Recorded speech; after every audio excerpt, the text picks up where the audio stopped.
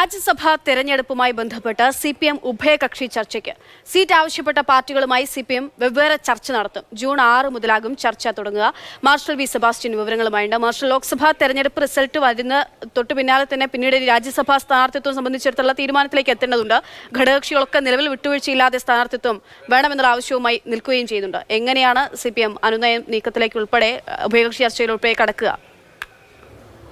അക്ഷയ, 3 സീറ്റുകളാണ് രാജ്യസഭയിലേക്ക് ഒഴിവ് വന്നിട്ടുള്ളത്. അത് 3ഉം LDFിൻ്റെ MP-മാരാണ് ഒഴിയുന്നത് എന്നുള്ളതാണ് ഏറ്റവും വലിയ പ്രതിസന്ധിക്ക് കാരണം. എളമരം കരീമും ജോസ് കെ മാണിയും ബിനോയ് വിശ്വവുമാണ് ഒഴിയുന്നത്. പകരം ഇവരെല്ലാ പാർട്ടികളും തന്നെ അവരുടെ സീറ്റുകൾ വേണമെന്നുള്ള അവകാശവാദമാണ് ഉന്നയിച്ചിട്ടുള്ളത്. CPM ഒരു സീറ്റ് ഏറ്റെടുക്കുമെന്നുള്ളത് ഉറപ്പായി കഴിഞ്ഞു. തുടർന്ന് രണ്ടാമത്തെ ജയിക്കാവുന്ന സീറ്റ് ആർക്ക് നൽകുമെന്നുള്ള കാര്യത്തിലാണ് LDFിൽ തർക്കം നിലനിൽക്കുന്നത്. സീറ്റിനു വേണ്ടി CPI സ്ഥാനാർത്ഥി വരെ കണ്ടെത്തി കഴിഞ്ഞിരിക്കുന്നു. പ്രകാശ് ബാബു, മുതിർന്ന നേതാവ്, CPIയുടെ ദേശീയ നിർവാഹക സമിതി അംഗമായ പ്രകാശ് ബാബുവിനെ മത്സരിപ്പിക്കണമെന്നുള്ള ധാരണയിലാണ് CPIയിൽ ഉള്ളത്. എന്നാൽ കേരള കോൺഗ്രസ് മാണി ഗ്രൂപ്പ് ജോസ് കെ മാണി ഒഴിയുന്ന സീറ്റ് അദ്ദേഹത്തിന് തന്നെ നൽകണമെന്നുള്ള അവകാശവാദം ഉന്നയിച്ചിട്ടുണ്ട്.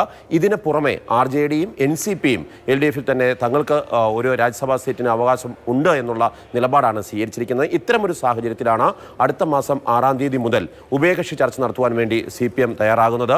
CPIക്ക് സീറ്റ് നൽകുകയും ഒപ്പം തന്നെ കേരള കോൺഗ്രസ് മാണിയുമായി മറ്റൊരു ധാരണയിലെത്തുക, NCP RJDക്ക് വേണ്ടി പ്രത്യേക ഫോർമുല അവതരിപ്പിക്കുക എന്നുള്ളൊരു ധാരണയാണ് പ്രാഥമിക ഘട്ടത്തിലുള്ളത്. എന്നാൽ ഇനി നടക്കാൻ പോകുന്ന ഉഭയകക്ഷി ചർച്ചകളുടെ അടിസ്ഥാനത്തിലായിരിക്കും സീറ്റുകൾ ആർക്ക് എന്നുള്ള കാര്യത്തിൽ തീരുമാനമാവുക. അക്ഷയ്, ശരി. LDFിൽ സീറ്റ് ആവശ്യപ്പെട്ട ഘടകകക്ഷികളുമായി CPM വെവ്വേറെ ഉഭയകക്ഷി ചർച്ച നടത്തുമെന്നുള്ള വിവരമാണ് പുറത്തുവരുന്നത്. മാർഷൽ വി സെബാസ്റ്റ്യൻ വിവരങ്ങൾ നൽകിയത്.